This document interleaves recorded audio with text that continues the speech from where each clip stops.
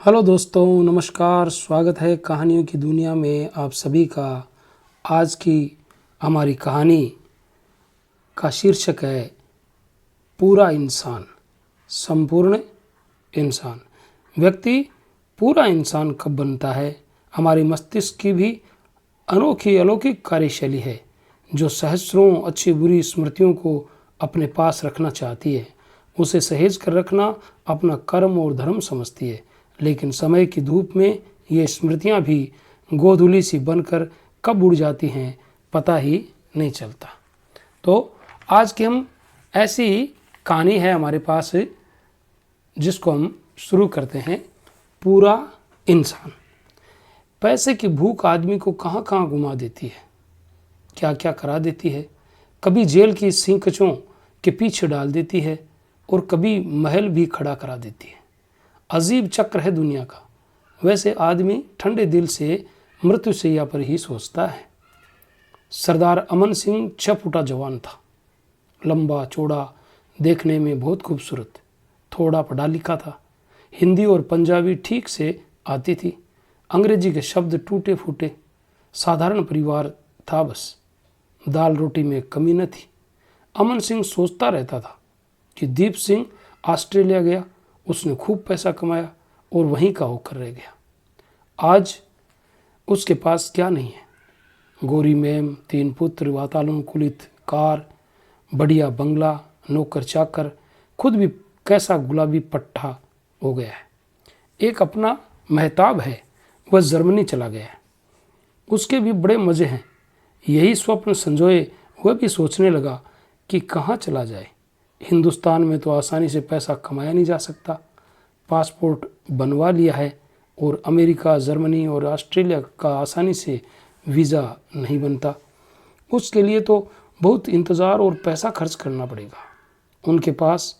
उनके एक जानने वाले ने सलाह दी कि क्यों न वह हॉलैंड का वीज़ा ले ले, जो आसानी से कम खर्च में मिल जाएगा। बस फिर क्या था, उसने हॉलैंड का वीज़ा ले लिया और कर ली जाने की तैयारी। वह रेल से मुंबई आया और वहाँ से गया हवाई जहाज़ में और उतर गया एम्स्टर्डम के हवाई अड्डे पर। उसके पास अधिक रकम न थी जिससे वह कहीं होटल में ठहर सके।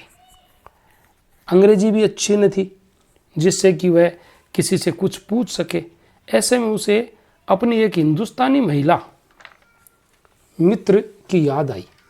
उसने बताया था कि वह YMCA में कम खर्च में ठहर सकता है। वह नगर में पैदल घूमता रहा और बार बार खुद से पूछता रहा, तू यहाँ क्या करने आया है? तेरा कोई भी तो अपना नहीं है। सुख दुख के लिए क्या दीवारों से सिर मारेगा? बड़ा पैसा कमाने आया है। सड़क पर गोरे गोरे स्त्री पुरुष सब अपनी अपनी धुन में मस्त। न कोई बोलता है न कोई बोलना चाहता है। अंग्रेजी अच्छी आती नहीं। क्यों आया है बता अमन सिंह? बैग था, उसमें कुछ कपड़े और पासपोर्ट रखा था। चलते चलते उसे एक भवन पर YMCA लिखा दिखा। वह वहीं रुक गया और अंदर स्वागत कक्ष में बोला, आई वांट 1 रूम। एक गोरे व्यक्ति ने उत्तर दिया, यस। उस गोरे व्यक्ति ने उन्हें एक कमरा दे दिया। हिंदुस्तानी भाषा में YMCA को हम रेन बसेरा कहना ज़्यादा पसंद करेंगे। और धर्मशाला भी। ठहरने की औपचारिकताएं पूरी की गई। कुछ आराम करने के बाद उन्होंने पासपोर्ट अपनी कमीज़ की जेब में डाला, बैग वहीं छोड़ा और चल पड़ा फिर सड़क पर। फिर वही विचार दिमाग को झकझोर रहा था कि वह यहाँ क्या करने आए हैं। कोई भी तो अपना नहीं। चारों ओर गोरे गोरे लोग, वे भी कम ही दिखाई पड़ रहे थे। शाम का वक्त है, शहर रोशनी से नहारा गया था। चांद भी अपनी शीतलता बिखेर रहा है। गुलाबी सी ठंड है, मौसम सुहावना और हरा भरा हो गया है। वह अपने को कोस रहा था, धिक्कार रहा था कि वह इस अजनबी शहर में क्यों आ गया है, सिर्फ पैसा कमाने। पैसा, वह अंदर ही अंदर बड़बड़ा रहा था। घूमते घूमते जब वह थक गया तो उसे एक होटल दिखाई पड़ा जिस पर एक बैनर लगा था, लता एंड रफ़ी नाइट। बस वह सोचने लगा कि इसमें ज़रूर आज भारतीय लोग आएंगे आयोजन देखने, अपनी पहचान हो जाएगी, काम भी मिल जाएगा, और बैठ गया अंदर जाकर। एक खूबसूरत महिला उनके पास आई और मीनू कार्ड उसे दिया। अमन सिंह ने उस महिला को बड़े ध्यान से नीचे से ऊपर तक देखा, कहीं ये भारतीय तो नहीं है, लेकिन उसमें कोई लक्षण ऐसा नजर नहीं आया जिससे उसे भारतीय महिला समझा जा सके। बोला, 1 कप कॉफ़ी प्लीज़। वह महिला 1 कप कॉफ़ी लाकर रख गई और वह बड़े इत्मीनान से कॉफ़ी का स्वाद लेने लगा। घंटों गुजर गए लेकिन कोई भी हिंदुस्तानी आता नहीं दिखा। कॉफ़ी भी समाप्त हो गई। इस बीच कोई भी नहीं आया। वह चिंता में पड़ गया कि अब गुजारा कैसे होगा। जैसे ही वह उठने लगा तभी एक महिला उसके पास यंत्र की मानिंद फिर से आ खड़ी हो गई। उसे $5 दिए और बाकी धनराशि लेने का इंतज़ार करने लगा। लेकिन उसके मन में आया कि क्यों न मैं इस महिला के पीछे पीछे जाऊं, शायद काउंटर पर ही कोई हिंदुस्तानी बैठा मिल जाए। हालांकि उसका वहां जाना शिष्टाचार के खिलाफ था, फिर भी वह पीछे पीछे आ गया। देखा तो काउंटर पर गेहुआ रंग का एक नौजवान बैठा था। अमन सिंह उसे देखते ही लगा, लेकिन कुछ बोल नहीं पा रहा था। तभी उस नौजवान ने ही पूछ लिया, आप कहाँ से आए हो जी? हिंदुस्तान से। हिंदुस्तान तो बहुत बड़ा है, शहर का नाम बताओ। देहरादून से। अब हुई ना गल, सरदार जी आप कहाँ के रहने वाले हो? भाई आप कहकर ना बोलो, अपनी भाषा में बोलो। अच्छा भाई जी, मैं हूँ पाकिस्तान, लाहौर का। इधर तो कोई अपना दिखता ही नहीं है। वह काउंटर से उतरा और सरदार जी को बाहों में भर लिया। बोला, मेरा नाम है अब्दुल हमीद खां। हिंदुस्तान पाकिस्तान में ऐसा मिलन हो रहा था जैसे बिछड़े हुए भाई भाई कई वर्षों बाद ईद और होली पर मिले हों। वैसे पास पास रहने पर कितनी नफरत की ज्वालाएं भभकती रहती हैं दोनों देशों के लोगों में। दोनों हिंदुस्तानी पाकिस्तानी भाई एक साथ बैठे। अमन सिंह को मन ही मन बड़ी राहत मिली कि अपना एक देसी भाई तो मिला। सारी थकान काफूर हो चुकी थी। गपशप करके दोनों खिलखिला रहे थे। अब्दुल हमीद बोला, तुसी ठहरे कहाँ हो? मैं ठहरा हूँ YMCA विच। एक देसी बंदा और है अपना। वह तीनों ही अब हम तीनों ही अब इकट्ठा रहेंगे, साथ साथ बनाएंगे और खाएंगे। तुसी गल चंगी कर दे हो पाजी, एक कमरा अपने पास है इधर। अमन सिंह मालिक का लाख लाख शुक्र अदा कर रहा था कि उसने रहने को तो जगह दी, अब रोजी रोटी भी वही देगा। लेकिन मन में तनिक संशय भी था कि कहीं खान धोखा न दे दे। फिर भी सरदार ने मन पक्का कर लिया कि वे इकट्ठे ही रहेंगे, जो भी होगा देखा जाएगा। खान बोला, बाजी तुसी अपना सामान YMCA से अब्दुल्ला के पास डरबी रेस्टोरेंट में ले आना। वह बांग्लादेश का रहने वाला है और वही आपको कमरे की चाबी दे देगा। रहने और खाने की समस्या हल हो गई थी, लेकिन सरदार ने कहा, भाई कोई काम भी बताओ ना। तो आनू की आंदा है, मैं सब काम कर लांगा, चाहे सड़क पर झाड़ू लगाने का काम भी मिल जाए। पूरे हॉलैंड में किसी की भी कोई पक्की नौकरी नहीं थी। जितने घंटे काम उतने घंटे का पैसा। बाकी समय चाहे आराम करो या कोई दूसरा काम, किसी को कोई मतलब नहीं। भारत की तरह नहीं कि एक बार किसी सरकारी या गैर सरकारी विभाग में नौकरी लग जाए बस हो गया जीवन का पक्का रुक्का। वह काम करे कम करे न करे, मजाल है कि कोई उसे उस पद से हटा दे। यदि कोई हटाने का प्रयास करता भी है तो विभागीय संघ जिंदाबाद मुर्दाबाद के नारे लगाकर सारा ही काम ठप कर देंगे, सड़कों पर उतर आएंगे। फिर एकता देखने लायक होगी, राष्ट्र की शपथ खाकर नौकरी या फिर आराम। राष्ट्र किस दिशा में जाएगा ये तो कहने की आवश्यकता ही नहीं है। पूरा हॉलैंड एक सिद्धांत पर चल रहा है, काम नहीं तो दाम नहीं, इसलिए आज वहाँ सभी जगह खुशहाली है, सत्य है, ईमानदारी है, हिंसा कहीं देखने को नहीं मिलती। पूरी प्रकृति पेड़ पौधों और फूलों से सुसज्जित है, मानो स्वर्ग पृथ्वी पर उतराया हो। देशभक्ति प्रत्येक नागरिक में कूट कूट कर भरी है। कैसा सुंदर देश है।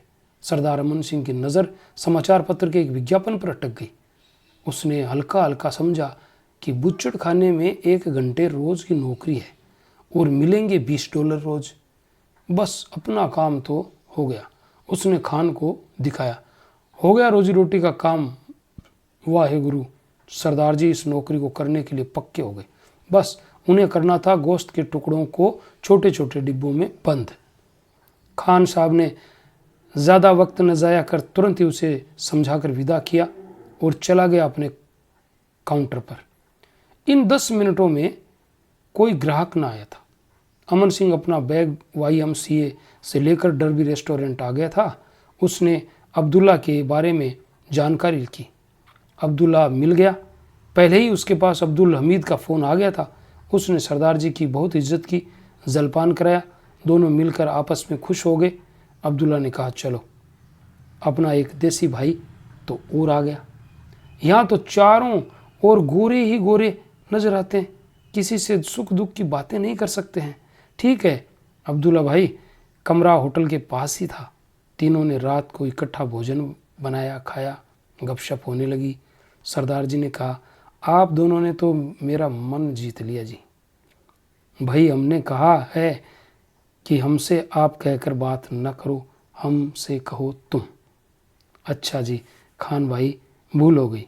अब्दुल्ला भाई, आज़ादी से पहले तीनों देश एक ही थे। हिंदू मुस्लिम में कितनी एकता थी। मेरे दादा बताते थे, कहीं कोई झगड़ा नहीं, दंगा नहीं, एक दूसरे की इज्जत और मोहब्बत थी। खान ने कहा, मेरे दादा बताते थे कि हम हिंदुओं के साथ मिलकर दिवाली, होली, लोहड़ी मनाते थे और हिंदू भाई हमारे साथ ईद, बकरीद, कितना मज़ा आता होगा कसम से। सरदार ने कहा, भाइयों, तीनों देशों के लोगों का तो खून ही एक है। वहाँ राजाओं के भोग विलास में डूबने और आपस में लड़ने के कारण बाहर से आतताई आते रहे, बनाते रहे हिंदुओं से मुसलमान। आज भी हिंदुस्तान के संभल, बुलंदशहर, मेरठ, अलीगढ़ आदि में एक ही वंश के कुछ मुसलमान और कुछ हिंदू हैं। उनका वही रिश्ता आज भी कायम है। वैसे कुछ फिरका परस्त हिंदू मुसलमान आज भी कुछ देशों में दंगे कराते रहते हैं, सीमाओं पर बहाते हैं निर्दोषों का लहू। भाई तुमने तो मेरे मन की बात ही छीन ली। अब्दुल्ला ने कहा, धर्मों की व्याख्या ही हम अपने मन से गढ़ देते हैं, फैलाते रहते हैं नफरत की आग। हर मजहब प्यार से रहने की बात कहता है और वेद तो सबके साक्षी हैं, सरदार ने कहा। खान इन दोनों की बातें बड़े ध्यान से सुन रहा था। उससे भी बिना बोले नहीं रहा गया। उन दिनों की याद मत दिलाओ। तब मेरे परदादा लखनऊ में रहते थे और उनके एक भाई का परिवार आज भी वहीं रहता है। कारें हैं, बंगले हैं, कितना मज़ा है आज भी हिंदुस्तान में। मेरे दादा और अब्बा वहाँ की यादें कर रोने लगते हैं। हमने क्यों छोड़ा था हिंदुस्तान। पाकिस्तान अब हमारा मुल्क ज़रूर है, लेकिन हिंदुस्तान से आने वाले सभी मुसलमानों को मुजाहिर कहा जाता है। मुजाहिर, मुसलमान ही मुसलमान से नफरत करता है। कराची जैसे शहरों में तो बस खून ही खून देखने को मिलता रहता है। तीनों ही दिल खोल कर बातें कर रहे थे, इसलिए इनकी बातों में एक ऐसा शरबत घुल गया जिसमें पानी के साथ साथ ठीक तरह से चीनी मिली थी और केवड़ा। वे अपने घर बार की बातें फिलहाल भूल गए थे। उन्हें अपने बुजुर्गों की तारीखें याद आ रही थी जो थोड़ी बहुत सुनने को मिली थी। सरदार ने कहा, यारों, मेरे परदादा को तो लाहौर से आते समय मार दिया गया था। मेरे दादा और पिता किसी तरह बचा के आए थे। कैसा खूनी मंजर था 1947 का। बहुत कुछ छूट गया लाहौर में, और आज हम मज़े में हैं हिंदुस्तान में। किसी प्रकार का भेदभाव नहीं। अब्दुल्ला ने कहा, कुछ लोग पहले भी ख़राब थे, आज भी हैं, और वे नहीं चाहते कि इंसान एक हों। वे बांटते रहते हैं, खून खराबा कराते रहते हैं, कभी मज़हब के नाम पर तो कभी कौम के नाम पर। कुछ तो आज भी ऐसे कट्टरपंथी लोग हैं जो हिंदुओं को कुछ न कुछ सताते रहते हैं, दबाते रहते हैं, और बेचारे हिंदू कुछ नहीं बोल पाते क्योंकि वे थोड़े से हैं बांग्लादेश में। सरदार ने कहा, हाँ यार, कुछ हादसे होते रहते हैं, नाइंसाफ़ी के। मैंने तस्लीमा नसरीन का एक उपन्यास लज्जा हिंदी में अनुदित पढ़ा था। खान भाई, जब हम सब का एक ही खून है, हमारे बुजुर्ग एक ही हैं, यहाँ बाबर और औरंगजेब जैसे लोगों ने तलवार के बल पर धार्मिक उन्माद फैलाया, खून खराबा कराया, धर्म परिवर्तन करवाया, ये राजे महाराजे अपने अपने स्वार्थ और भोग विलास में पड़े रहे। कुछ मारे गए और हम बांट दिए गए हिंदू और मुसलमानों में। हम सारे एक ही मज़हब को अपना लेते तो शायद हमें हॉलैंड में नौकरी नहीं करने आना पड़ता, अपना मुल्क छोड़कर। कितनी बर्बादियां हुई है मुल्कों के बंटवारों में, कितना गोला बारूद, लड़ने का साजो सामान एक दूसरे को नष्ट करने में बर्बाद कर दिया जाता है। हिसाब लगाएं तो पता लगेगा कि इसी कारण से हम और गरीब होते गए, खाने को मोहताज, और आज दूसरे मुल्क हमें अब भी लड़ा रहे हैं। हम समझ नहीं पा रहे हैं उनकी दारंगी चाल। अल्लाह खैर करे। सरदार जी ने हाँ में हाँ मिलाई। क्या ख्याल है खान भाई आपके? वाहेगुरु सबको सद्बुद्धि दे। अब्दुल्ला ने सोचते हुए कहा, तीनों देश एक थे 1947 से पहले। अंग्रेज़ों ने ऐसा जहर घोला कि हम दो हो गए, सारी दौलत लूट ले गए, कत्लेआम करा गए, नफ़रतें बढ़ा गए, और 1971 में क्षेत्रवाद के नाम पर कट्टर मुस्लिम शासकों ने ऐसी नाइंसाफ़ी की कि तीसरा मुल्क भी बन गया। सरदार ने कहा, क्या बात, क्या आज तीनों मुल्क सुखी हैं बंटकर? बिल्कुल नहीं। हम दर दर न भटकते पूरे विश्व में अपना सिक्का चला रहे होते, जैसे आज अमेरिका अपनी शतरंज की गोटियां सब देशों में बिछाता रहता है अपने प्रभुत्व के लिए। आज भी हिंदुस्तान में इकबाल का गीत बड़े प्यार और खुलूस से स्वतंत्रता दिवस और गणतंत्र दिवस पर गाया जाता है। सारे जहां से अच्छा हिंदुस्तान हमारा। चाहे वह बाद में पाकिस्तान में ही आकर बस गए हों, दोनों ने ही सरदार की बातों पर तवज्जो दी। रात के 12 बज गए थे, नींद भी दस्तक देने लगी थी। तीनों ही फर्श पर बिछाए बिस्तर पर लुढ़क गए। एम्स्टर्डम की सुबह कुछ मसूरी की तरह होती है। लोग देर तक सोते रहते हैं, चिड़िया चहकती रहती है, सूरज की धूप स्वर्ण सी फैल जाती है, फिर भी लोग गहरी निद्रा में सोते रहते हैं। यहाँ तीनों ही भाई एक ही बिस्तर पर हल्के हल्के खर्राटे भर रहे थे, एक ही ईश्वर की हवा ले रहे थे। फर्क एक नाम, वेशभूषा और धर्म का समाज ने पैदा कर दिया था।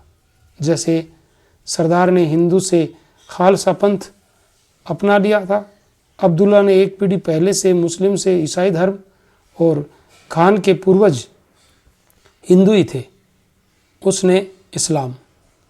वैसे अब्दुल्ला के पूर्वज भी हिंदू ही थे, यानी कि तीनों का मूल स्रोत एक ही था। समाज और परिस्थितियां मजबूर करती रही और आदमी होता रहा मजहबी चोले में परिवर्तित, और पंडित, मुल्ला, मौलवी, पादरी करते रहे अपने अपने ईश्वर की बड़ाई। बढ़ती रही नफ़रतें, होते रहे खून, बाहर आकर ख़त्म हो गई नफ़रतें और बढ़ गया प्रेम और खुलूस। सुबह के 8 बजे थे। पहले सरदार जगा, उसने अपना दैनिक कर्म किया और फिर करने लगा गुरु ग्रंथ साहिब का पाठ। फिर खान और अब्दुल्ला जग गए, उन्होंने भी दैनिक पाठ कर बाइबिल और कुरान पढ़ी। नाश्ते में खाना खाया गया आमलेट, ब्रेड, मक्खन और चाय। अब्दुल्ला और खान अपने अपने काम को निकल गए। सरदार को दोपहर में 2 बजे से 3 बजे तक 1 घंटे के लिए मांस की पैकिंग करने की नौकरी मिली थी। ठीक 2 बजे सरदार अपनी ड्यूटी पर पहुंच गया। उसने वहां मात्र 2 से 3 बजे तक काम किया और उसे मिल गए $20। सरदार बहुत खुश हुआ था पगार पाकर। सरदार ने कई माह काम करके कुछ डॉलर जोड़ दिए थे और बाद में उसको अच्छा काम मिल गया था, सामान की पैकिंग का, एयरबेज में और उसे अच्छा वेतन माह में मिलने लगा था। तीनों दोस्त शाम को साथ साथ खाना बनाते, बड़े मज़े से खाते और सो जाते। फिर सुबह को अपनी दिनचर्या में लग जाते और नाश्ता साथ साथ करके चले जाते। रात को सोने से पहले सब अपने सुख दुख की बातें करते। अक्सर ही हफ्ते में एक आध बार ये अपने अपने घर टेलीफोन से बातें कर लेते। अब्दुल्ला और खान की शादी हो चुकी थी। दोनों के ही एक एक पुत्र था। सरदार की अभी शादी नहीं हुई थी। सरदार की एक महिला मित्र मुंबई में रहती थी। उसका नाम था राबिया। वह धर्म से ईसाई थी और सरदार जी उससे बहुत मोहब्बत करते थे। 3 पीढ़ी पहले ही राबिया के परदादा ने हिंदू से ईसाई धर्म ग्रहण किया था और राबिया का परिवार पूरी तरह से हिंदू धर्म के रीति रिवाज भूल गया था। उसके बाबा कहते थे कि उच्च जाति के हिंदू, विशेषकर ब्राह्मणों के करीब से होकर यदि कोई शूद्र जाति का व्यक्ति निकल जाता था तो वे नहाते थे और पास बैठने देने का तो कोई सवाल ही नहीं था।